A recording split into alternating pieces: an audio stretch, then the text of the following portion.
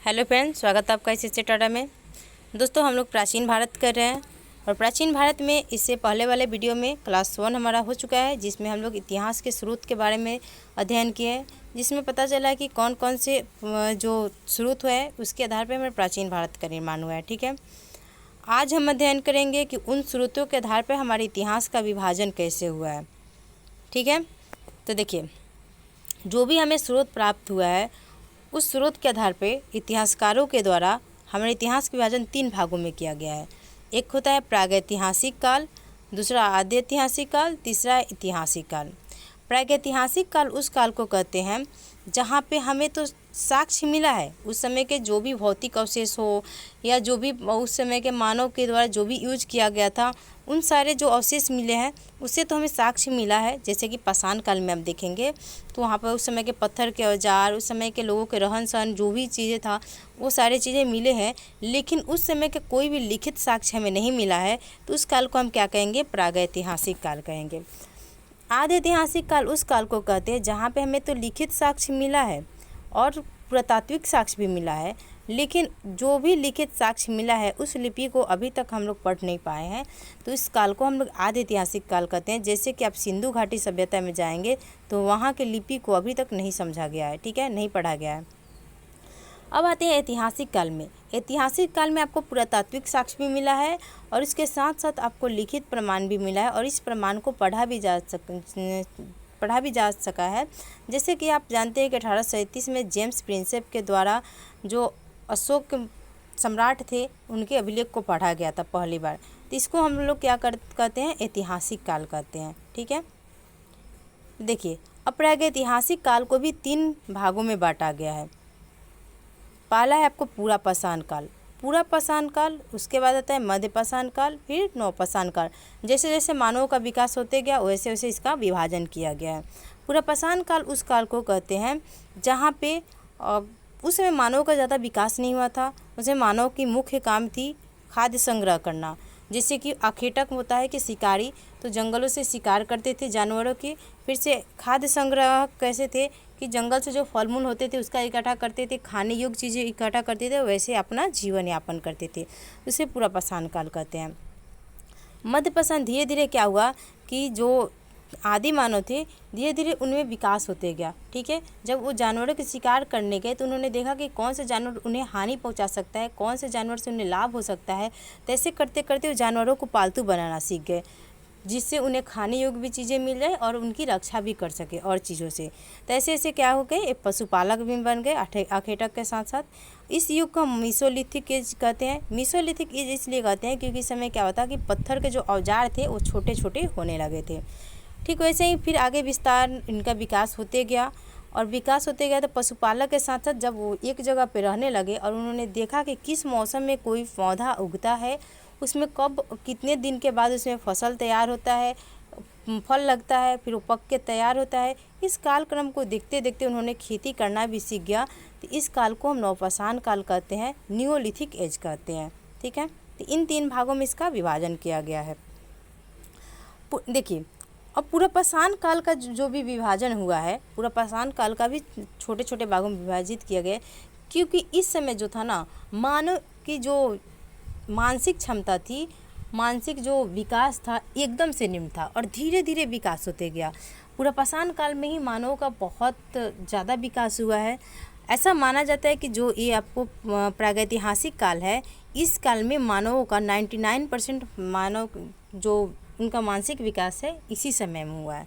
ठीक है, और सबसे ज़्यादा आपको पूरा पाषाण युग में हुआ है। इसलिए पूरा पाषाण काल को भी 3 भागों में विभाजित किया गया है। एक आपका निम्न पूरा पाषाण काल, जिसका कार्यकाल आप देखेंगे तो कालखंड आपको 5 लाख ईसा पूर्व से 50,000 ईसा पूर्व माना जाता है। ठीक है, इस काल में क्या हुआ था, जैसे कि आपको पहले ही मैं बता चुकी हूँ कि इस समय तो मानव का जीवन जो था एकदम स्थिर था और इसके बाद से धीरे धीरे इनमें विकास होते गया है। और देखिए, इस काल में जो निम्न पूरा पाषाण काल था या पूरा पाषाण काल था, इसमें इस समय लोग जो आदि मानव थे या मानव थे वो जंगलों में क्या करते थे, शिकार किया करते थे। और इनके शिकार करने का मेन वजह था, ऐसे शिकार करते थे, समूह में शिकार करते थे। ठीक है, कुछ लोग क्या करते थे उसमें जंगल पहाड़ों पर चढ़ जाते थे और कुछ लोग जानवरों को बुला के लाते थे, कुछ कुछ ऐसे प्रलोभन दे करके या कोई इशारा करके बुला के लाते थे। और जो पहाड़ पर चढ़ जाते थे ऊपर से क्या करते थे, पत्थर गिराते थे और पत्थर क्या होता था उस जानवरों के ऊपर गिरता था, उसके बाद जानवर की मृत्यु हो जाती थी। इसके बाद क्या करते थे, अपना शिकार करते थे। तो ऐसे ही करते करते क्या हुआ कि पत्थर में पत्थर जब रगड़ाया तो आग का आविष्कार हो गया। तो निम्न पूरा पाषाण काल में ही आपको आग के आविष्कार हुआ है। आपसे एग्जाम में कितना बार एक क्वेश्चन पूछा गया है, लगभग सारे एग्जाम में पूछा गया है कि आग का आविष्कार सबसे पहले कब हुआ था। ठीक है, इसी समय हुआ था। उसके बाद है भारत ने पूरा पाषाण कालीन औजारों की खोज 1863 में रॉबर्ट ब्रूसफील्ड ने की थी। जो पूरा पाषाण कालीन औजार था भारत में पूरा पाषाण काल का, उसको 1863 में खोज की गई है। इनका नाम याद रखेंगे, रॉबर्ट ब्रूसफील्ड का। ठीक है, इस समय के मुख्य औजार जो था, पत्थर से औजार बनाया जाता था। मुख्य औजार में आपको कुल्हाड़ी था, उसके बाद बिदारनी और खंडक था। सारे के सारे पत्थर से ही बनाए जाते थे।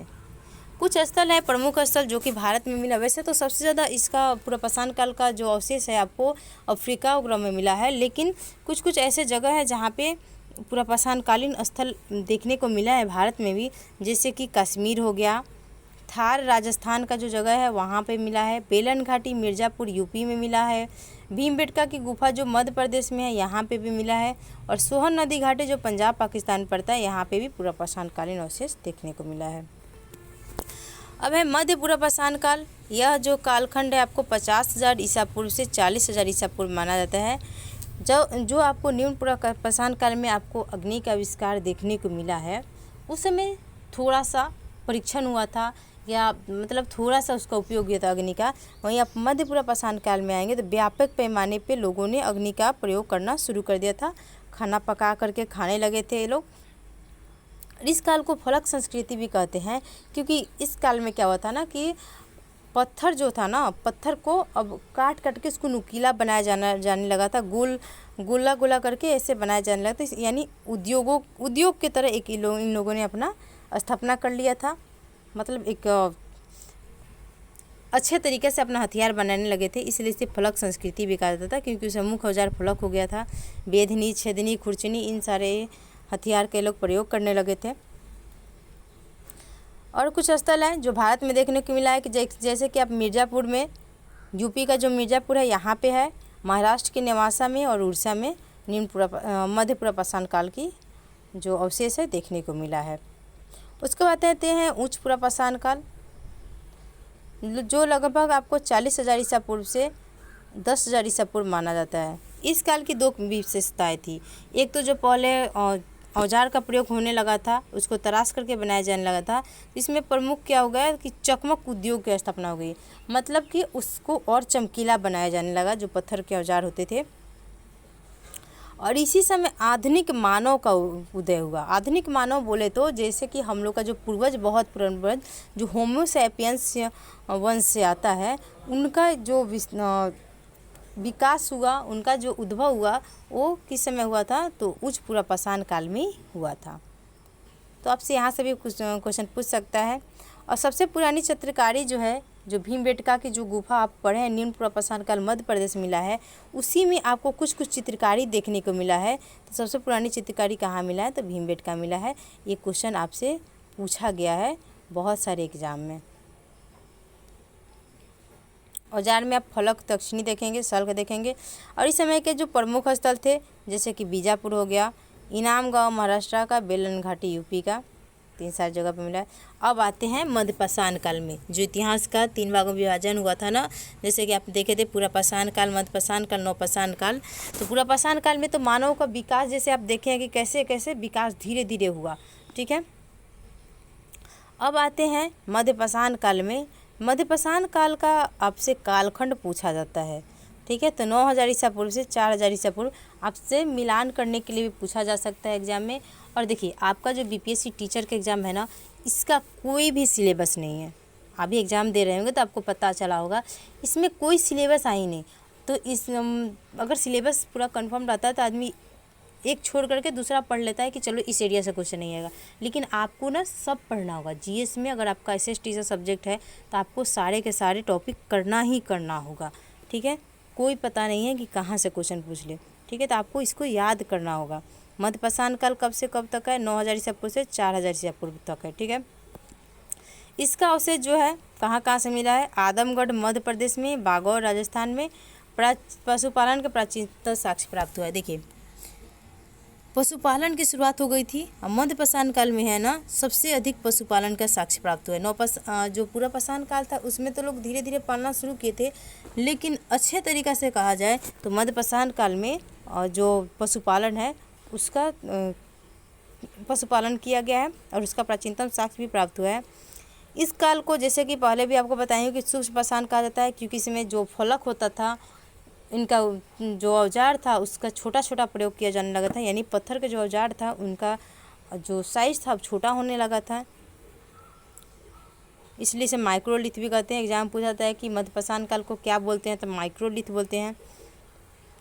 प्रमुख स्थल है जैसे कि मध्य प्रदेश में आदमगढ़, होशंगाबाद, भीमबेटका भोपाल में, बोगोर सिंधी के पास राजस्थान में बागोर है, गुजरात लंगनाज, यूपी महागढ़ मेजा, सराय नहर प्रतापगढ़ में, बिहार में आपको पैसारा, मुंगेर, ये सब जगह जो है इन सारी जगहों को आप एक बार देख लेंगे ध्यान से। यहाँ पे इसका मध्यपाषाण काल का अवशेष मिला है। अब मध्यपाषाण काल से नवपाषाण काल में आते हैं। इस काल में जो है मानव ने अच्छे से खेती करना शुरू कर दिया था। ठीक है, सबसे पहले चावल का, गेहूँ, सबसे पहले खेती जो है यहीं पे हुआ था, गेहूँ और जौ का, जो कि आपको आगे देखने को मिलेगा। तो मानव ने खेती अच्छे से करना सीख गया था किस समय? नवपाषाण काल में। इसमें मुख्य औजार जो है पोलिशदार पत्थर हो गया, औजार में मुख्यतः पत्थर की कुल्हाड़ी, हड्डी के औजार ये सारे होने लगे। इनका प्रमुख स्थल जो है मेहरगढ़ जो कि वर्तमान पाकिस्तान में है, वुरझोम गुफकराल जो कि कश्मीर में है, कुलडियावा महागढ़ मध्य यूपी में, चिरांद सेनुआर आपको बिहार में। इसको याद रखेंगे, आपसे पूछ देगा बिहार का कौन सा स्थल जहाँ पे नवपाषाण काल का अवशेष देखने को मिला है, तो चिरांद हो जाएगा और सेनुआर हो जाएगा। उसके बाद है सरुतरु मार कोडोला असम में, ब्रह्मगिरी कोडेकाल हल्लूर मस्की टिकली हाल सगेन कल्लू जो कि कर्नाटक में है, और पायमपल्ली तमिलनाडु में। इस सारी जगहों का एक दो बार देख लेंगे तो आपको याद हो जाएगा, क्योंकि मतलब थोड़ा सा नाम अलग अलग है ना, तो एक बार में तो याद होगा नहीं, इसको देखते रहने से ही याद होगा। ठीक है, इससे संबंधित जो पूर्वापाषाण काल से जितने भी टॉपिक थे वो कंप्लीट हो चुका है। और आप किसी भी बुक से देखेंगे तो मध्यपाषाण काल का जो टॉपिक है ना, बहुत बड़ा टॉपिक नहीं है, छोटा सा टॉपिक है, जिसमें से कुछ क्वेश्चन, एक दो क्वेश्चन आपको एग्जाम में आता है, इतना आपके लिए काफ़ी हो जाएगा। देखिए, और यहाँ पे दिया है ना कि धातु का भी उपयोग आगे चल के नवपाषाण काल के बाद होने लगा। इसे ताम्रपाषाणिक संस्कृति इसलिए कहा जाता है कि सबसे पहले जो जिस धातु का प्रयोग किया गया था ना, वह धातु जो था आपको तांबा था। ठीक है, इसलिए ताम्रपाषाणिक, और ताम्रपाषाणिक कहने का मतलब ये था कि तांबा और पत्थर दोनों को मिला करके क्या किया जाता था? औजार बनाया जाता था, इसलिए ताम्रपाषाणिक युग कहा जाता है। और इसकी कुछ संस्कृति भी थी, जैसे कि आप एक बार देख लेंगे। वैसे ज़्यादा क्वेश्चन नहीं पूछते, जुड़वे संस्कृति से ज़्यादा पूछा जाता है कि कब से कब तक रही है, तो 1500 से 900 ईसा पूर्व है। लेकिन और सब भी देख लेंगे, जैसे कि आहार संस्कृति हो गया, कैथा संस्कृति, सालवादा संस्कृति, प्रभास संस्कृति, मालवा संस्कृति और रंगपुर संस्कृति, ये जो सब है आपको ताम्रपाषाणिक संस्कृति है। नेक्स्ट आपको नवपाषाण काल से कुछ विशिष्ट तथ्य भी देखने को मिला है। ठीक है, कि कहाँ कहाँ से कौन सा साक्ष्य भी मिला है। तो देखिए, मेहरगढ़ जो है, जो कि वर्तमान पाकिस्तान और बलूचिस्तान में पड़ता है, मेहरगढ़, वहाँ से आपको सबसे पहले गेहूं और जौ की खेती तथा भेड़ एवं बकरी पालन प्रारंभ करने का साक्ष्य मिला है मेहरगढ़ से, जो कि नवपाषाण काल में आता है। तो आपसे ये बहुत बार क्वेश्चन में पूछा गया, लगभग एग्जाम में पूछा ही गया है कि सबसे पहले खेती का अवशेष कहाँ से मिला है, तो मेहरगढ़ से मिला है नवपाषाण काल में। और कौन सी खेती का, तो गेहूं और जौ का। पशुपालन में भेड़ और बकरी का अवशेष मिला है। ठीक है, उसके बाद कुलडियावा, देखिए खेती का तो प्रारंभ मेहरगढ़ से हुआ था, गेहूं जौ का, लेकिन चावल का पूछ देगा, चावल का प्राचीनतम साक्ष्य कहाँ से प्राप्त हुआ है, तो कुलडियावा से मिला है। ठीक है, जो कि 6000 ईसा पूर्व हुआ था। आप उधर का थोड़ा थोड़ा देख लेंगे, लेकिन जो विशिष्ट तथ्य दिया ना, इस पर ज़्यादा ध्यान देंगे, क्योंकि यहीं से क्वेश्चन ज़्यादा बनता है एग्जाम में। नेक्स्ट है बुरझोम, जो कि आपको जम्मू कश्मीर में मिलता है। यहाँ पे आपको गर्तावास मिला है। ठीक है, गर्तावास गड्ढा घर मिला है। यहाँ पे लोग गड्ढा खोद देते थे और उसके अंदर रहा करते थे। ऊपर से पेड़ के जो पत्ते होते हैं उनको रख दिया करते थे, बड़े बड़े पत्तों को, वैसे अपना उसमें बुर्जुम गर्तावास बना करके रहते थे। फिर से आपको बुर्जुम से हड्डी का औजार मिला है। सूक्ष्म पाषाण का पूर्ण अभाव, यानी यहाँ पे पाषाण का जो औजार था उसका अभाव देखने को मिला है। और यहीं पे आपको बुर्जुम में ही क्या मिला है कि कब्र में मालिक के साथ साथ उसके पालतू कुत्ता को भी दफनाया गया है। और ये क्वेश्चन भी एग्जाम में पूछा जाता है, ठीक है। गर्तावास पूछा जाता है एग्जाम में, और मालिक के साथ साथ शव को कहाँ पे दफनाया गया था, तो बुर्जुम में दफनाया गया था, ये भी एग्जाम में पूछा जाता है। गुफकराल का मतलब होता है कुम्हार की गुफा। ये कश्मीर में मिला है। पशुपालन एवं कृषि दोनों कार्य करते थे। जो गुफकराल होते थे पशुपालन भी करते थे और कृषि दोनों कार्य करते थे, ठीक है। चिरांद जो कि सारण आपको बिहार में पड़ता है, यहाँ पर भी हड्डी के औजार प्राप्त हुए हैं। विशेष करके हिरण के सींग के जो औजार बने थे वो प्राप्त हुए हैं। इसी काल में आपको सबसे पहले कुत्ते को पालतू बनाया गया था। नौपाषाण काल में कुत्ता को सबसे पहले पालतू बनाया गया था, इसको याद रखेंगे। उसके बाद है कुम्भकारी, सबसे पहले इसी काल में मिलती है, जिसमें बर्तन में पॉलिशदार काला मृदभान, धूसर मृदभान और चटाई की छाप वाले मृदभान पर क्या है, प्रमुख है। तो कुम्भकारी को याद रखेंगे। उसके बाद है पिकलीहाल, कर्नाटक में जगह है। यहाँ के जो निवासी थे पशुपालक थे, इसको याद रखेंगे। यहाँ पर राख के ढेर एवं निवास स्थान दोनों मिले हैं। तो विशिष्ट तथ्य को आप 1-2 बार जरूर पढ़ेंगे, क्योंकि यहाँ से क्वेश्चन आपको आना ही आना है एग्जाम में, ठीक है। तो मिलते हैं नेक्स्ट वीडियो में। नेक्स्ट वीडियो जो होगा हमारा सिंधु घाटी सभ्यता से होगा, जो कि बहुत ही ज़्यादा इम्पोर्टेंट, मोस्ट इम्पॉर्टेंट टॉपिक है आपको किसी भी एग्ज़ाम के लिए, चाहे टीचर का एग्ज़ाम हो, बीपीएससी टीचर का हो, या बीपीएससी का हो, या बिहार दरोगा का हो, या बिहार पुलिस का हो, कोई भी एग्ज़ाम हो जिसमें आपको सिंधु घाटी सभ्यता, मौर्य साम्राज्य में अशोक का, और आपको गुप्त साम्राज्य हो गया, या जो क्या बोलते हैं गौतम बुद्ध का हो गया, या आपको मतलब जैन धर्म या बौद्ध धर्म हो गया, उन सारे टॉपिक से क्वेश्चन पूछा जाता है। एशियंट में कुछ टॉपिक है जिससे क्वेश्चन हर एग्ज़ाम में पूछा जाता है, ठीक है। तो मिलते हैं नेक्स्ट वीडियो में। जाते जाते चैनल को लाइक, सब्सक्राइब और शेयर जरूर करें।